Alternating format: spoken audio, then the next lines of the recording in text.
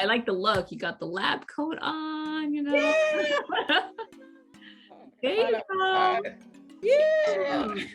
Oh, your company's name on it too. Yes, it has my name and the company. Oh, look at you, Miss CEO. I know your company, you started in 2019. So what made you like start this lab service for small businesses and entrepreneurs? So I mainly I actually started by accident, believe it or not. So it's always been my dream to start my own hair care or skin care company. At the time I was working in R&D, as an R&D chemist, at a soap company in Memphis, Tennessee, where they made liquid soaps, bar soaps, lotions, things like that. Just, regular daily product use or personal care items. And I went to this conference called the BOSS Conference, BAWSE, by the Main Choice. I don't know if you know that brand, but the Main Choice founder, she has this conference every year until the pandemic. I think that was like the second conference she'd had. Where she brings women of color who are in any type of beauty industry, as entrepreneurs. She basically has this conference to teach women how to excel in their business, how to start businesses, and how to scale up in their business. And at the time I didn't have a business. I was just wanting to learn how to start, because at that time I was looking to start a hair care line. And I guess I stood up and I asked a question. At the time, again, I was working in R&D. And so I stood up and I introduced myself and my occupation. And then I just had, tons of women flocking to me, just asking me, hey, do you develop products for businesses and things like that? And at the time I was like, well, I do this kind of for a living, so why not try to, even though it wasn't necessarily soap based products, I still felt like it won't be, that different as far as, what you should use. It'll just take time to learn. 2019, at the end of August, I started formulating just to see how I liked it, and to see whether I had a passion for it, which it turned out that I did. And one thing about me is that I'm going to go all out anytime I do something. So I didn't want to just say, hey, because that's kind of a liability to formulate, products. So I was like, how can I make this a legitimate business? So I went about getting my articles, just setting up the business and registering the business, just so, that I had some safety. And that, the clients had some safety. That's how the Chemically Divine Lab started. Started off as just me helping other people, just trying to, help, people that really seemed like they needed help, because I knew that formulating is something that's very expensive if you want it done, right. It's pretty hard to find someone that's in a reasonable price range. What really stood out to me about your, biz offers of your services was that, you're offering affordable startup costs for these small businesses, which is really great, because like you mentioned, they can take their what they want, their requirements, to another lab, but it might be very much expensive, right? I know sometimes you just have to eat up the cost and not make any profit, right? Yeah. As a small business, as a business that's just started recently. So how are you able to provide affordable costs to these businesses? Oh, it's been very difficult because with the trial runs that I have to do, you have to pay for these ingredients. Every time you run out, you have to buy more. And even just buying all of the equipment that you need to make these products, and making sure that they're okay as far as stability, and making sure that I can send it off to a third-party lab for microbial testing. It's been really hard to kind of hone in on an affordable price. I still feel like sometimes I'm, not charging enough. But at the same time, I try my best to be reasonable. But formulating and what I do is honestly, when I started this, I could see why it's so expensive. It takes so much time. It takes so many different, things and processes to make it happen. So what I've really done is just try to find suppliers that I know are giving quality ingredients at pretty low prices. I've also, just managed to try to do, if I can do a process on my own, I've tried to do that, which is why I typically do stability on my own. I typically do before I even ship the product off to a third-party lab to do microbial testing, I do a kind of a preliminary micro test here, just to make sure that I'm not wasting, the client's funds on a product that's going to, show, signs of degrading or microbial growth. So just trying to kind of do in-house things and find suppliers that are reasonable has been a great help with that. It's definitely been pretty hard. And that's been one of the things that I've been very adamant about. When I began, I was like, I don't want formulation to be more than this much. And then I started formulating and I was like, wait a minute, wait a minute. I don't think this is enough here. I'm kind of burnt out.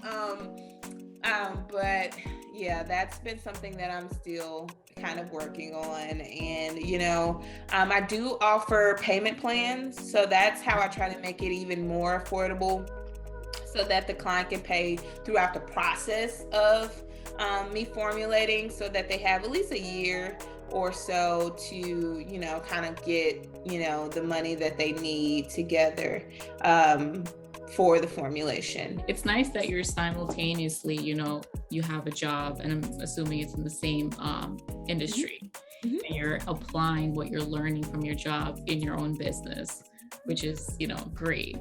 Let's talk about formulating the products, because I was reading about the process online, and it's a very lengthy process and people need to be very patient with it.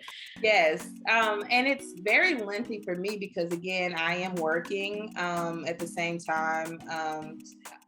And I'm also, there's things that you want to make sure are right. And most of the time, the formulating process, you go through, issues with stability. Every chemist has this issue.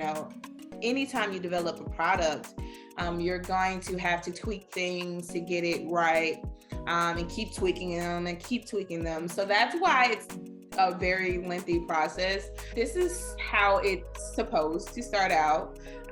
So a client, looks at my questionnaire, they fill out the questionnaire on my website.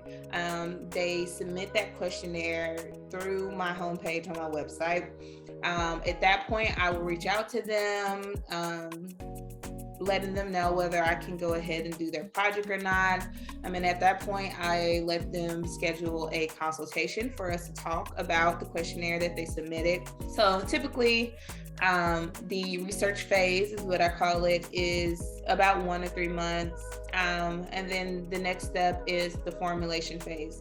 Now, this is the phase once I've already drafted a formula and I'm like, okay, let's start making something. Let's start trials on this formulation. That is basically what the formulation phase is. It's me actually being in my lab and just developing different trials, maybe tweaking this ingredient and replacing it with another. And that takes the longest time, honestly. Once I've gotten to the point where I think I've honed in on the formula that I think will be good and meet the client's expectations, I then send them samples of at least 2 samples of that product for them to try out and give me their evaluation, which I also have an evaluation form where they'll fill out and rate the product 1 to 10 based on the feel, the scent, the color, the functionality of the product, and just anything that they can really just be specific about. I ask them to put in that evaluation form to let me know what I can adjust in the formulation. A lot of the times it's mostly fragrance that's suggested, because that's kind of a subjective thing. Somebody could tell me they want something that smells like vanilla, but once it gets to them, their thought mind of what vanilla smells like is artificial vanilla, not like real. The real vanilla scent. So a lot of the times that's my biggest adjustment. Actually, that's mostly been my only adjustment on my formulation. Yeah, is maybe making it a little thicker might have been one of the others, but usually it's just those two things that I'm always having to adjust. So I typically do about 2 weeks at a very high temperature and a very low temperature, and at room temperature. Those are my three temperatures that I'll do before I ever send it to a client, just to make sure that once it gets to a client, they should see what I sent them. It should be the same, it should be consistent. And once they've evaluated that product and it's finished stability testing, it then goes to preservative efficacy testing that I send to a third-party lab, and they test it for microbial growth and things like that. That typically takes about a month. And then after I get all of those things, all of those kind of specifications for the client's product, I put that in Excel file where they can basically scale up the formula, make whatever size batch they want. The Excel file automatically inputs how much of each ingredient you should put in the product. It'll have the method to how to recreate the product and things like that. And it makes it really easy for the client to start their business, honestly, because, I started this business for small businesses and startups. So most of the time, my thought process is, how can this person do this on their own? How can this person remake this at in the simplest way possible? I had a question about just like the trial runs that you do, these products. How do you test them on actual skin or actual people? Do you actually on yourself? I am my own you take that risk. I mean, I'm formulated. I trust myself. I've done this for at least 2 years now. So I definitely trust myself to make a product that, is not going to harm anybody. But typically I test it on myself, and I have a range of friends that are willing to try my products out before. Of course, they don't know the client's, brand or anything. They literally just get the product, and I tell them how to use it, and they'll use it and tell me their feedback on it. And sometimes I even adjust based off their feedback, the product. But most times I'm the biggest test dummy. My boyfriend's a test dummy sometimes, which is pretty normal because big businesses, they do the same thing. They have these clinical runs or, trial runs, or this group of people that will come in and try the product and tell them, hey, I didn't like this, I didn't like the scent, so it's not that different from how a major company does it. Sometimes I'll need, specific testing that I'll do with a third party laboratory or site, but that's typically how I test all my trial runs. I use everything that I make. As a South Asian woman, I haven't seen a whole lot of products that's suitable for my skin, mainly discoloration. I think South Asian women, we experience a lot of discoloration, and I don't think I've seen in the market a whole lot of products that, that target that. So is there any product that you formulated and that you haven't seen in the market? This is something I need, so I'm going to make it for myself. Or for yes, people. I actually have. Well, I my biggest focus, my main specialty is in hair care. Hair care is typically my specialty, but I'm more of a person who cares about hair. No, your hair looks great. Oh, thank you. Thank you. It needs a little fluff. Typically, they'll find a benchmark product that's already on the market. They'll use it. They'll see what they like, what they dislike about the product. They'll look at the ingredient listing and basically reverse engineer based on that product. Now, a lot of the times I'll have clients come to me and they're like, hey, I like this product, but I would like it to work like this. It takes a lot of time to really hone in on specific things that work for different ethnicities and things like, which is why it's not already on the market. I can tell you that. The major thing I think that's shifting in the industry is that people are learning that different ethnicities or races have different skin, needs or requirements. And that's something that I'm starting to see a little bit more of, but I definitely think it could be bigger. Of a trend of, kind of specific products geared towards specific ethnicities. But the way that I've done it is I've just basically talked to my clients, or I've personally said, I like this product. How can I make it but add this? And I typically just try to reverse engineer that product and add the things that I think it needs. And that's typically how I go about it. There's a lack of representation and equal opportunity for racial and ethnic minorities and women in the STEM field. What are your thoughts about that?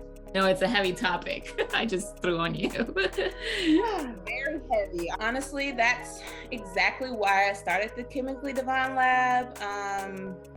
Coming from the South, despite what people would like to think, it's still pretty hard to grow as a Black woman or a Black person in any field that's not labored. I've worked in almost every part of manufacturing that you can think of. I've worked in every type of industry in manufacturing that you can think of. And one thing that I noticed, and that it really ate me up inside over the years as I worked, is that most of the time, people of color were working on the floor as laborers, material handlers, things like that. Most of the time, I was the only Black woman in the lab. So it made it really hard to communicate and to be taken seriously in the lab, because most of the time you're seen as a laborer. They just want you to come in and work, physically work. Most of the time I felt like I didn't have a say-so in the thought process behind anything we did. Most of the time I felt like I wasn't heard, in the STEM field. A lot of the times I was overlooked, or my thoughts were taken and credited to somebody else. So that is a big reason why I also moved as well, because in order to grow, I had to be looked at as a peer rather than somebody that's here to just get 100 samples out the door. I wanted to be looked at as somebody who actually had a brain, that could use their brain and actually be an asset to the company.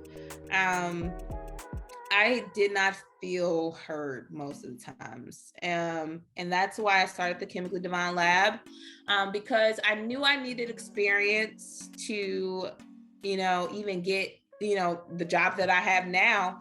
I needed that experience. And at that point, I was working as a temporary chemist. And it's so sad that most of the times I had to take a temporary job just to be seen or get into a certain industry.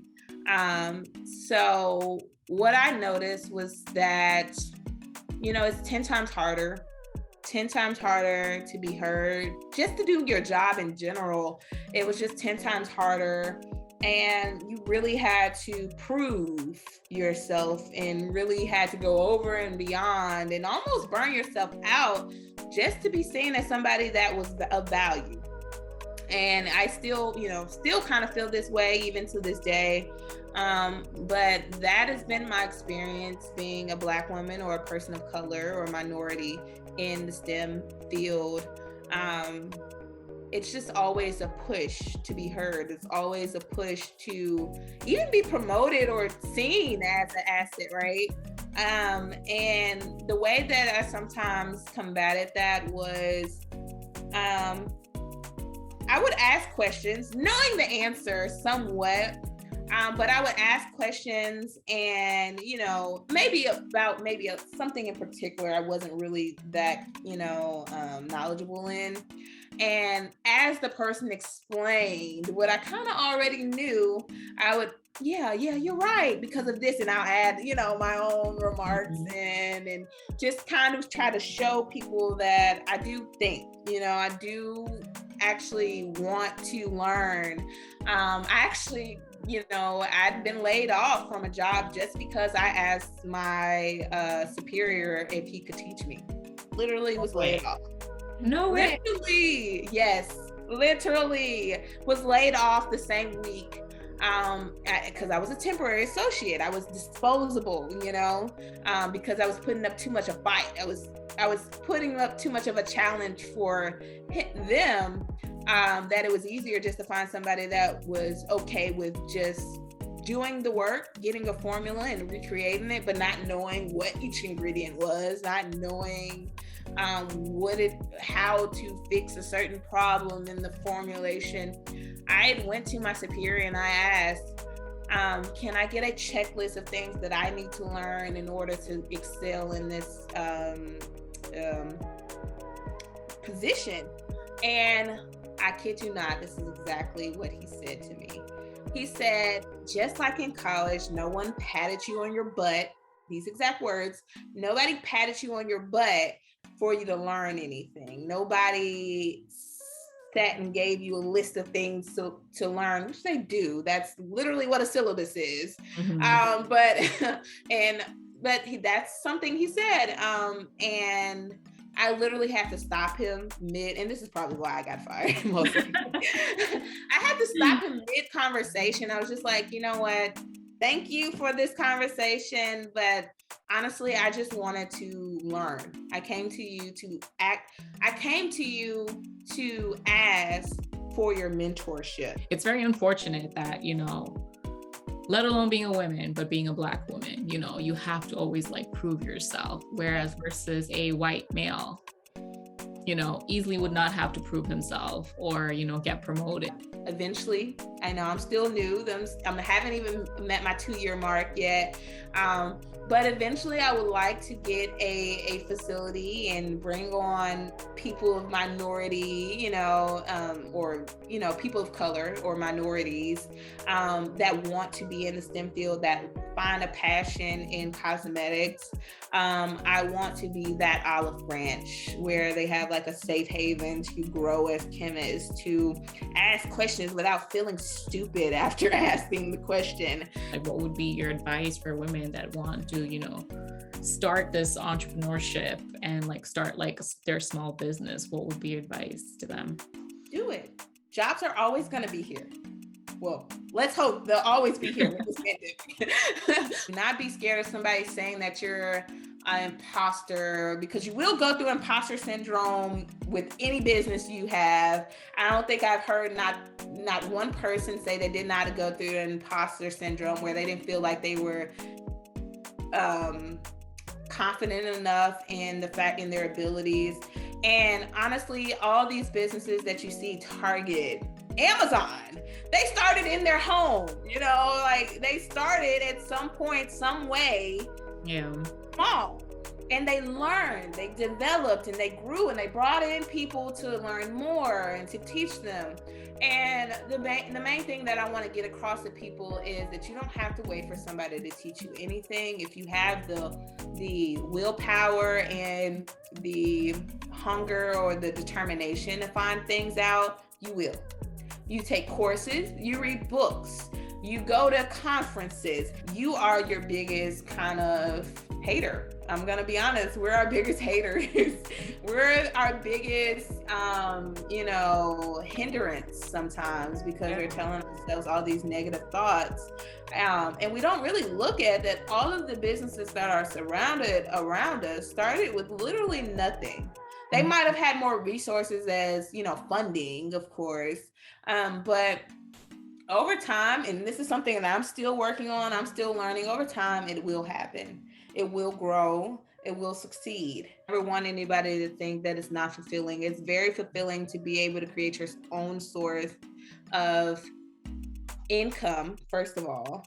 It's very important to be able to create your own name, brand that people, repost and they become inspired about or with. It's very, fulfilling just to be on your own and say that I did it. It's very fulfilling. And the biggest thing that I want people to know is just because you don't know now doesn't mean you won't know later. You have to believe in yourself or nobody else will. Oh, thank you so much, Ezmer. It was a lot of fun talking to you. Good luck with the Chemical Divine Lab. Well, thank you again for having me. I look forward to that video being up.